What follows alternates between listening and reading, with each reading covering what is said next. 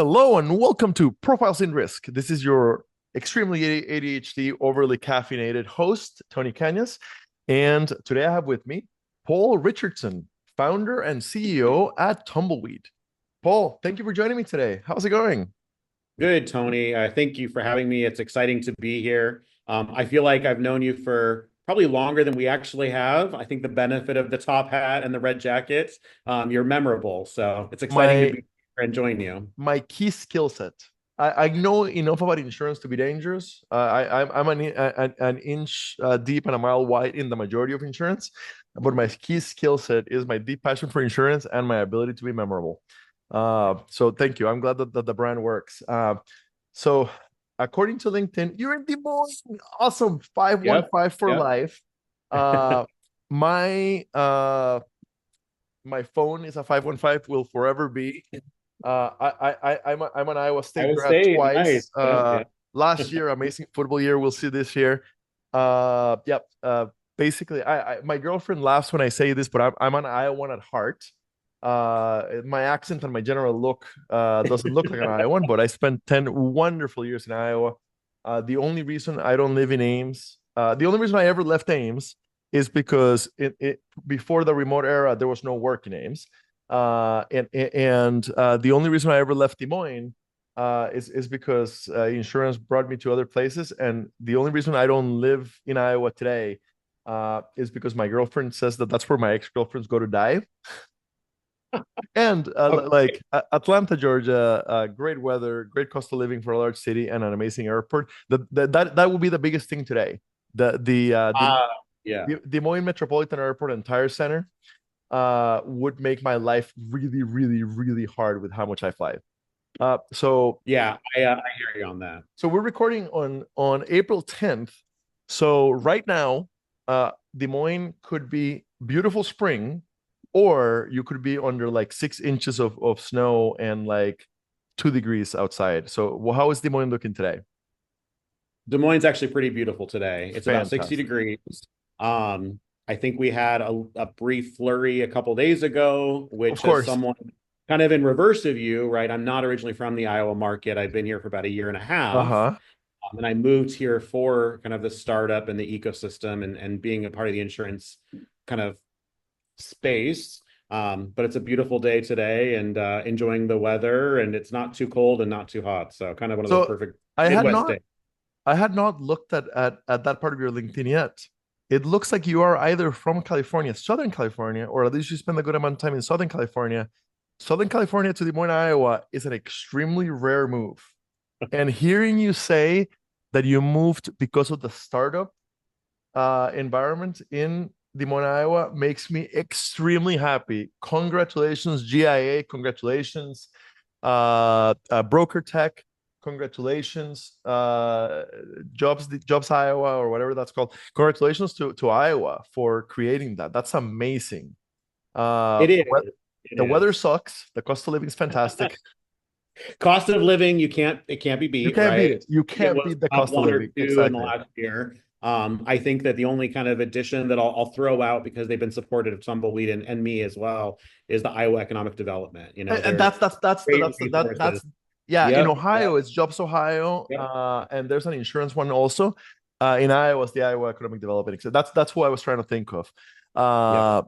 Yeah, what a great state! Like absolutely a great state. My girlfriend, who does a lot of travel around the world. She's from Ohio originally, and she's the sort that has to have backup plans for everything. She recently asked me, we've been together for 12 years. She recently asked me, so what do you do if I die? And I said, well, I would finish our expensive lease in Atlanta. It's not expensive, but like paying the whole thing instead of a half, it would be expensive. Yep.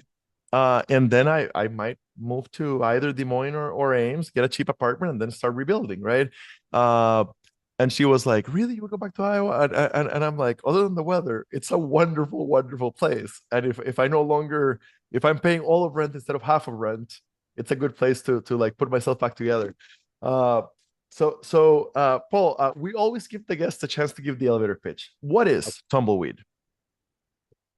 Oh, as a startup, isn't that's the million-dollar question? It's ever evolving. So today, April 10th of 2025, right? So Tumbleweed, we're a digital solution to help support comprehensive legacy planning, right? So kind of the tagline is we believe that a life well planned is a life well lived, right? That's really kind of the focus. Think about everything from kind of the technical side, the wills, to the softer side. These are my final wishes, all getting that captured in one digital solution. Really, it's what I tell people is we are not the expert in every space. We partner with the experts. So we partner with financial advisors, wealth managers. We partner with people who can close gaps if someone doesn't have a will or a trust.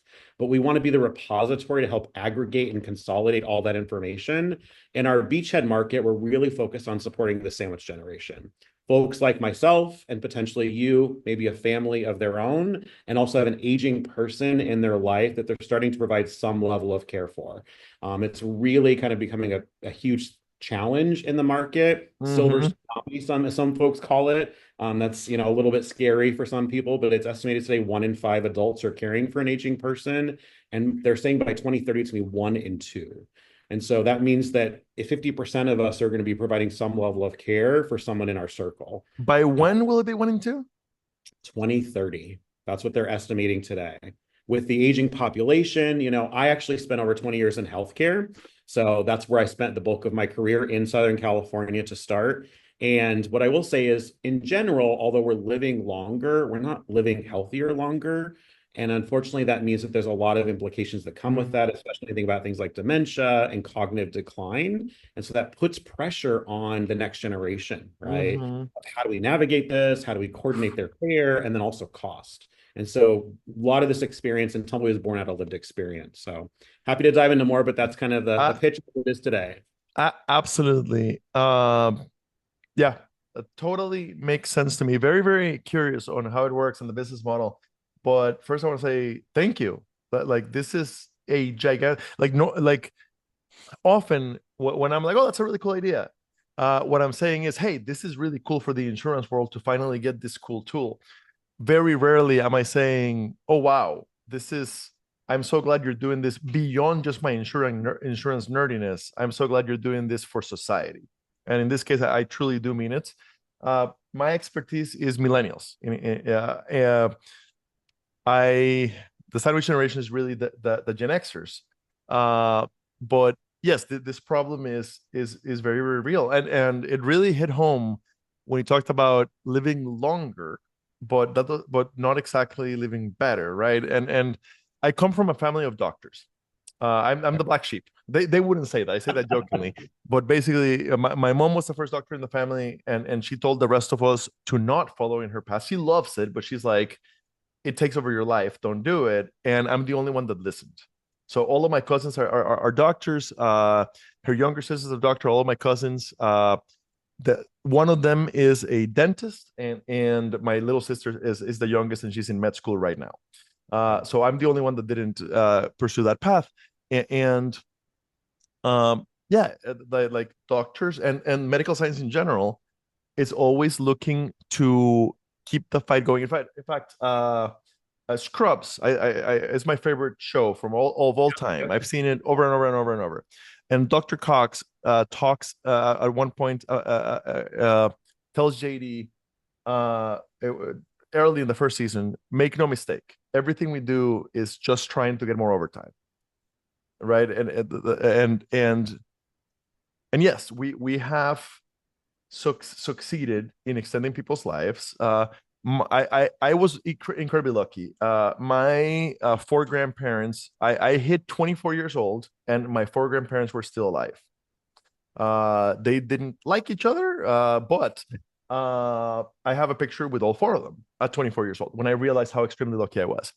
Today, I am 42 years old, and my paternal grandmother passed away last year at 89, 2 years ago at 89, and my maternal grandmother is still around at 96. Okay. Wow, that's great. 96, Yeah. but not exactly independent. It's actually an interesting story. She is extremely healthy, the things that will normally kill you, like no heart problems, like no chronic problems. But at 96, having outlived her life expectancy at birth by like 25 years, she needs 24-hour care, Yep. which is, and now I'm very lucky. My family is still in Costa Rica, where I'm from. Cost of living is significantly better. There's basically her daughters, my mom and her two sisters, have been able to keep her at home, basically. No nursing home, at least yet. Uh, and we don't have the problem that we would have here, which is that nursing homes are also extremely expensive. So yeah, this issue Yep. really speaks to me. Okay, so yeah, tell me more. How does it work? Yep. How does it work? What does it look like? So, gosh, you talked about so many things that kind of brought things to mind. And I think one thing I want to call out is, thank you for sharing your personal story. That's what allows us and our product to continue to iterate and improve. And I think as a first-time founder, that is something that I cannot express enough to others. Like, you got to keep talking to people, right? Because that's what drives us forward. And that's also, too, what ensures we're on the right path. Something that's interesting, you just shared you're from Costa Rica. So my ex-fiance is originally, as his family is actually from Mexico, right? So we think about Latino communities, it's much more, the family kind of wraps around the aging person. It's much more of a, I think of Encanto, right, from Disney. It's much more Yeah, oh yeah. together, we support each other. And I think that that's fantastic. And there's challenges with that too, because really what we've identified as part of what we're trying to do long term is not only support the aging person, but are again focusing on the people who are providing the care for an aging person. It's really, there's a lot of burnout there. There's a lot of exhaustion. There's mental health issues. There's financial obligations. And it's also, what do I do and where do I go and what decisions need to be made? Right. And so when you're thinking about that, that's really what Tumbleweed is here to help them do, to kind of navigate what we call the stages of aging, dying, and death. Right. And I think about it in three disparate areas, right? Because they really are slightly different. And I come at it from a healthcare lens, right? And so when people are getting started in the platform, the first thing they're going to do is they can kind of get started anywhere, but the way that ideally it's been designed is let's start to look at what do you have and then what do you not have? And I try to close gaps over time, right? So first and foremost, I'm going to do it as if I'm doing it for my mom, right? Perfect. So I'm the person caring for my mom. Does my mom have a will? Yes or no? Do we have a power of attorney? Do we have an advanced health care directive? Maybe does she have a trust, right? Great. What do you have? Let's get that uploaded into the platform because goodness knows something might happen and it's sitting in a file cabinet in my mom's house, but I live 1,600 miles away. If I can go to my phone and take a look at it, that's going to make my life a heck of a lot easier if something needed to happen, right? So let's get that uploaded into the system. And then also capturing things like what insurance policies do you have, right? From my own experience and also customer discovery conversations, when something happens, people are aging or they passed away, they're going through and digging through cabinets and files and Mhm. mountains of paperwork and emails now to try and find what do they have and what do they not have, right? I'm a PNC guy, not a life insurance guy, but um, a lot of life insurance goes uncollected for a long time, Yep. because those things are not properly organized in a way. So yes, that's a giant problem. Yeah. And it's the organization is key, right? And so Hmm. again, folks like ourselves, so I'm also 42, right? So we're of the same generation, we're good people, but we also are more digital natives, right? So we're more comfortable in a lot of solutions and we want things that we can get to at our fingertips. I think everybody does now. Even my grandmother, who's 79, she's very hyper engaged and leverages her smartphone for everything, right? And so, but again, it's I need quick access, but also what do I not know and what do I not have? So as we're going through and identifying that, and then also kind of the softer side of things, one of the things when we were building Tumbleweed that for me, I think, in looking at the vast market is from a competitive differentiator for us is we capture what we call wishes and life stories. Those are the softer side of things. I want a celebration of life on Lake Michigan. I want you to, have a party. Don't invite my brother. We don't talk anymore. But I just want you to make it a good time and for you all to come together and celebrate the life. I don't want you to cry, right? But no one ever writes it down, right? And then something happens and it's like, oh my gosh, what was it that they wanted? Or even some people get very granular, like stories about my grandmother said, I want these songs played, or I want you to use this photo. This is my favorite photo of all time. And that's what I want to be up when you have my celebration of life. Well, we actually have a place we can capture that. And then once they're going through and navigating that, then the next phase is, okay, great. Now we can start to identify what are the gaps. Hey, we noticed you have to load a will. The will is from 1994. Has anything changed? Anticipating for most of us something in regards to beneficiary, address, wishes, something in there has changed, right? What a lot of people don't realize is that there are jurisdiction requirements around it. So I could have a will, but if I live in a different state or in a different jurisdiction, it may not actually work any longer and it needs to be updated. And so letting people know that. So back to my earlier comment, we are not the expert in every space. We partner with the experts is, hey, you want to have a conversation if you already have someone you work with, fantastic. But have that conversation and let's get that updated. Or we can connect them through kind of our partnership channel of, hey, here's a resource that we have a digital partnership with. They can actually help close that gap. And let's get that updated into the platform. Because ultimately, what I always share with people is my great aunt passed away in 2022. Tumbleweed was born out of lived experience. I had 6 people pass away in the course of 6 years. I was hyper engaged because of my experience in healthcare. When my aunt passed away, she'd done a little pre-planning. She did have a will. Unfortunately, she used a templatized form and didn't really work with any experts. So that meant there were a lot of gaps when her passing actually happened. So unfortunately, it had to go to lawyers, and almost half of her estate was lost in legal fees. And through our customer discovery Did, did you conversations, say half?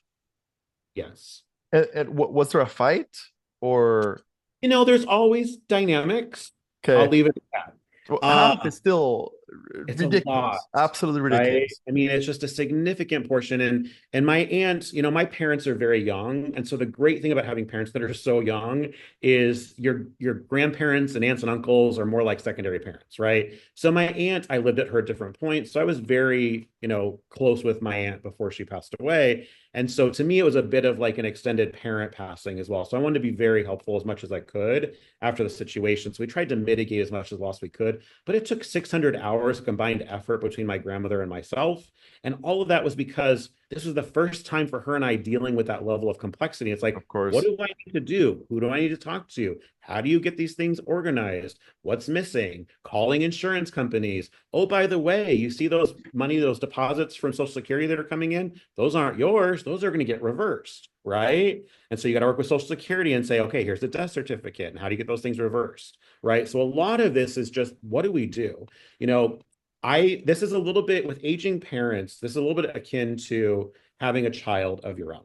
I do not have children, but as the oldest of six, I don't through either. marriages, I have 5 younger siblings, right? And so the benefit of being someone who has a child is generally you have parents or friends who are also having children, and you've got coaching that comes with it.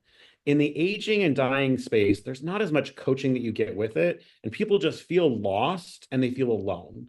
And so, how do we leverage technology to make them feel connected, but also, too, like, I'm sandwiched. I've got a job, I've got a family, and now I've got this aging person, or unfortunately, in the situation of loss, I don't even know where to go. Can you just tell me what to do next? Right. And that's where the next piece that we're working on is starting to leverage, some like agentic AI, and how could that actually help to improve people's experience and make better connections. Okay. I could go on and on, so I'm Yeah, no, learning no, to no, no, like no. This is pause this the is this moment. is fantastic. Um, so how does it start? Is it an app? Is it We're a web-based platform. web? It is Okay, completely perfect. mobile friendly, right? So we designed it where whether it's a tablet, mobile, it's agnostic. We did Mm-hmm. look at should we be an app to start versus web-based, and essentially kind of all of the experts in the space in the tech build space has basically said, don't build an app until you need to, right? Mm-hmm. Build the web-based version first and then go from there. And so that's what we've done. And it's actually worked out pretty well up to this point. And again, in the future, I'm sure that will look a little bit different as we continue to grow and evolve, but today it's web-based. Perfect, perfect. Um, what what is the pricing model slash revenue model? Yeah. So when we realized that there's an opportunity to partner with insurance companies, right? And by insurance companies, I think kind of more broadly within the financial kind of fintech, insurtech solutions, Mm-hmm. is wherever possible, death and dying is not something most people want to think about spending money on. It's not the first thing I want to spend money on. It's People why always say, well, selling life insurance is so hard. right, what's $10, right? $10 is nothing. but it's still something where I gotta make a decision to do that. Mm-hmm. And so for us, it's like, let's be a B2B, right?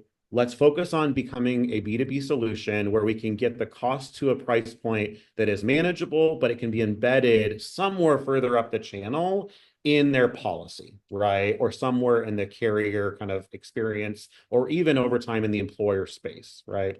So we want to get that embedded further up the channel to where the end user is not having to opt into the solution, right? So we're a B2B play. We knew early on. So we built our clickable prototype at the end of 2023, launched our MVP in February of 2024 when we were in the Global Insurance Accelerator. So we knew sales pipeline with insurance companies is very long, right? I've heard 18 to 36 months is average, Two right? Especially looking at years. tier one to tier Mm-hmm. five. So we're feeling pretty fantastic that we actually closed within, I think it was 16 months, we closed our first carrier and have launched. So we're very excited about that. And there's no cost to the end user. So the whole goal is that we're a policyholder engagement tool, right? So while we could fit into different aspects of insurance policies, I'm going to talk about life insurance just for simplicity, right? We fit well in something like a life insurance policy because I don't get anything tangible from my life insurance policy. I'm just getting it coming out of my paycheck, or I'm paying for it monthly, but what do I actually get from it? Well, if it's actually something that I can get to start getting organized and to start pre-planning, then I actually feel like, oh, this is tied into life insurance because life is all about preparing for the future, right? And I can start to actually identify, what do I have? What do I not have? What's missing? And how do we close those gaps? And so that's really where we're targeting the audience. We did sell into some direct to consumer. And really the goal there was, let's test out the product. And we were doing customer discovery. People were saying, oh, how do I purchase their solution? Well, if someone's willing to pay you for it, you may as well actually learn a way to charge it. So we got some early revenue through direct to consumer. That's still available. People can actually go to our platform and purchase, right on the website, they're on a membership or word of mouth. But the ultimate goal is, the long-term strategy is, we're a B2B play, and let's partner with carriers, employers in the future, TPAs that can actually embed our solution and really enhance the experience for their members. I'm a PNC guy. I know enough about life insurance to be dangerous. But I've never worked the life side. In PNC, we have this big problem of, you only think of us once a year, usually at renewal or when you have a claim. When you have a claim, only 5% of people have a claim in any given year. Hopefully it goes well. Other than that, you're only thinking of us at renewal, at which point you're likely getting an increase, even though you haven't had a claim and you're unhappy about that. And we have this big problem of how do we provide positive things during the policy period. This sounds to me very, so in life, I'm guessing, right? But by sheer logic and a few conversations here and there, in life, one thing I do know, selling life is the hardest thing to sell in insurance, because nobody wants to talk about their death. And it's a product that very, very likely, depending on the features of the product, I won't get to use myself. Right. I'm buying the peace of mind that my dependents will be fine if I die early, but I'm paying, and I myself never see this. It's an extremely hard sale. I had a cousin who sold life insurance very successfully, and he would start conversations with, okay, name, date of birth, date of death, Yep. right? And of course people, right? And like, that's where he grabbed onto, like, we just don't know, right? Okay. So it seems to me, and correct me if I'm wrong, that this is exactly that kind of thing, that kind of thing where it's something that a life insurance company can provide their clients, that creates that ongoing relationship of, we are doing something for you every year while you're alive. And Yep. and it's also a perfect brand fit. So what I mean by that is in PNC, we've seen some that the way that they try to engage the customer, like through the year, is like reward programs, or like points to buy Starbucks. I don't know, like Yep. random Yep. stuff Yep. that is not very related to what the service that we're really giving you, right? Uh, so I really like it. I really like the idea. It's hard for me to even know what to ask you, since I'm not on the live side. But Well, I I think really like the that's like idea. anything. I think insurance, and my background's healthcare, right? But I was an insurance decision maker 15 years out of my career because I worked in operations. So I did employee benefits decisions, but also later in my career, we were making decisions around, I supported numerous medical groups. So I was making decisions around E&O and all the insurance necessary to run a medical group, right? And so I was on kind of the decision maker side of it. So I know it from that lens. To your point, I know enough to be dangerous and I'm learning every day. But just like in the P&C space, it's all about risk, right? So the risk in what we're trying to help support is kind of a few things. One is that there's a claim risk in the future of not having the information, not having the beneficiary information, not knowing where the information is, right? And insurance carriers, there's a large focus, especially in the life space, about how can we get the dollars to the beneficiaries that need it when they need it, right? So we think about something like life insurance, or even another area that we're focused on is pre-need and final expense insurance, is when something happens and you have to wait for a death certificate, which is kind of what's generally required for life insurance. But something like final expense or pre-need can open up some dollars right away so you can start making decisions, right?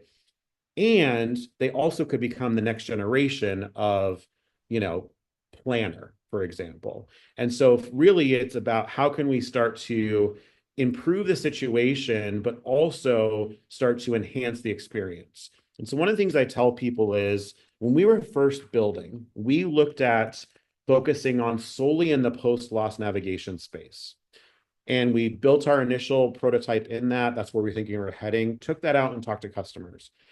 They all said, okay, love this. I wish this would have existed when I needed it with my mom or my spouse, whomever. But what can I do to get in front of this? Because I don't want to be the burden that I feel like I was left with, which told us the pre-planning was the bigger opportunity. And that's what's most important and what's salient today, especially when we look at the aging population. And so that's really kind of one of the, I wouldn't call it a direct pivot, right? But I think it's an adjustment and adaptation into where is the need in the market. Um, and so I think that, for us, that's been really key. And we continue to learn and iterate based on feedback and customer experience.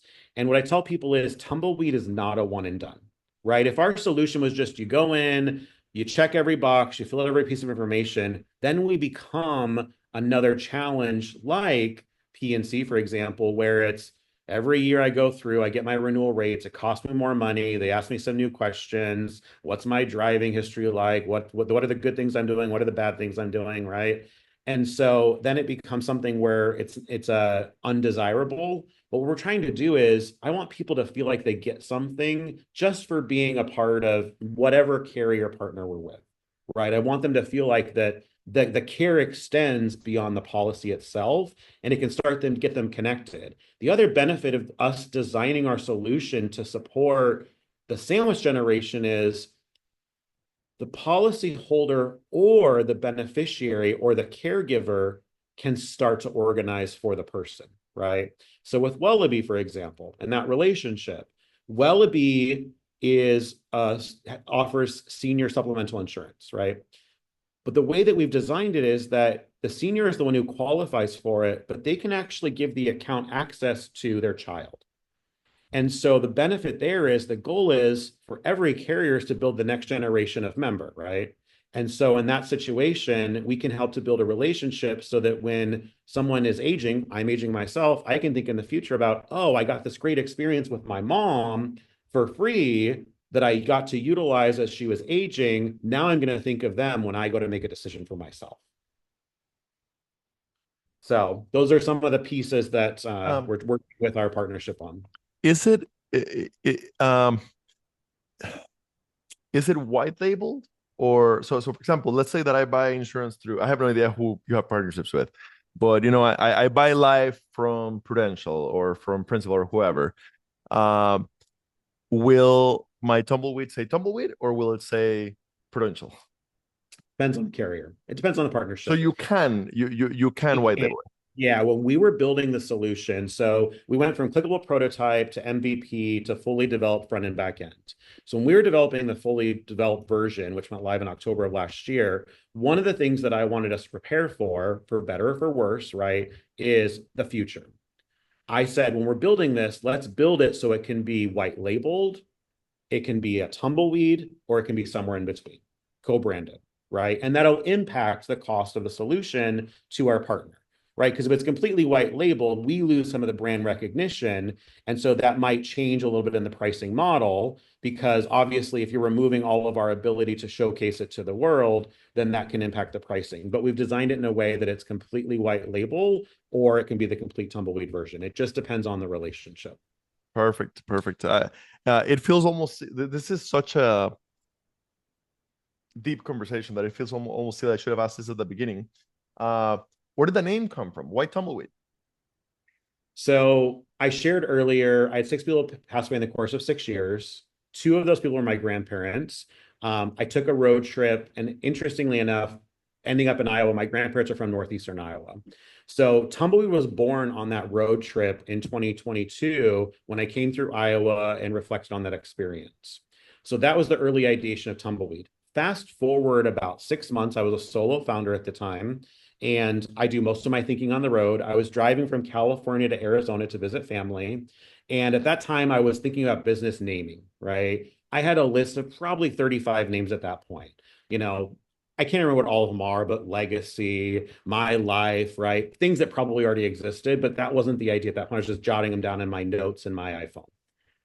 Then all of a sudden, I'm driving on the road and I'm on the freeway, and a tumbleweed literally rolls across the road in front of me. And it gave me pause. I had to stop, and I actually pulled over because I was ideating on the business, right? So I pulled over and I was like, wait a minute, why do tumbleweeds roll across the earth? And I think I knew it instinctively. And it's because tumbleweeds, we all think of tumbleweeds from like Westerns, but they're always dead, right? And they're rolling across the earth. But the reality is tumbleweeds actually were once living, and they were once green. And the other piece of it is that what people don't realize is there's actually seeds in the dead component itself. So in the tips, the reason why, from an evolutionary standpoint, the reason why it rolls across the earth is that's how it's reseeding the earth with the next generation of tumbleweeds. So this is actually, it totally came up as I was ideating on this business, and I was thinking about, we're supporting the sandwich generation. I'm a legacy of my grandparents, and I want to leave a legacy to the next generation that are connected to my grandparents. And so it's very much the cyclical give back component of what tumbleweeds are. And it's funny, one of my co-founders, she's like, I don't mind the name. She's like, but I don't know if it's it. Well, what happened is we were applying to the Global Insurance Accelerator. I was based in California, didn't know Yay. anything really in Des Moines. And I was in a call with someone from New York, and it was someone I got connected with through an ecosystem builder, right? And they're like, "Wait, are you the tumbleweed guy?" And I was like, "What do you mean?" They're like, "Are you doing death tech?" And I was like, "Yeah." And they're like, "Oh, you're the tumbleweed guy." And so it's been a name that just resonates and it sticks with people. And then when I share people the story of what tumbleweeds actually do, it's very much it's the next generation. There's a legacy component to it. It's reseeding the earth. People really feel more connected to it, and it's that's where the name came from. Fantastic. I had no idea about tumbleweeds. Never asked myself, what the heck is a I tumbleweed? knew the basics about it. That's why I literally like I'm on the side of the road coming from California to Arizona, like, and I'm like Googling, why do Googles roll across the earth? Right. And I'm like doing all this search in my phone, which I would now, probably chat GPT it, but at the time that was the way we would go about it, right? And there are moments, there's a lot of kismet moments in how Tumbleweed was born, how me and my co-founders were brought together, as well as other interactions. It was a moment where I can remember the feeling, and I was like, that's it.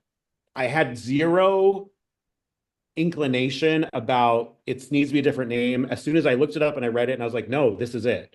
Now, could things change in the future? Of course. You realize that as a founder, 100 things could change in the future, but it really worked well and it's resonated and people connect with it. And I've actually had people tell me what they think the name came from. And it's been some of the most interesting stories, but they all kind of end up in the same place. So, yeah. All right. All The right. question. Appreciate it. Paul, this has been a real pleasure. It makes intuitive sense to me why this is a good idea. Uh, and I love your passion Thank for what you're building. Uh, Thank you so much for your time today. When this goes live, I will tag you on LinkedIn, and the company. And since you guys are very early on, I'd love to have you back in a year or two, to see how you. That'd things be amazing. have advanced. Like the dream episode would be come back with somebody from one of of the insurance companies you've partnered with, Yeah. and how it's made a difference for Let's them. make that But happen. I love it. anyway, thank you so much for your time today. Thank you, Tony. I really appreciate it. And I know we're kind of on the insurance conference circuit, so I know I'm going to see you here pretty soon. I look forward to getting, you coming up and offering me a magic trick. Absolutely. Thank you so much. Thanks, Tony.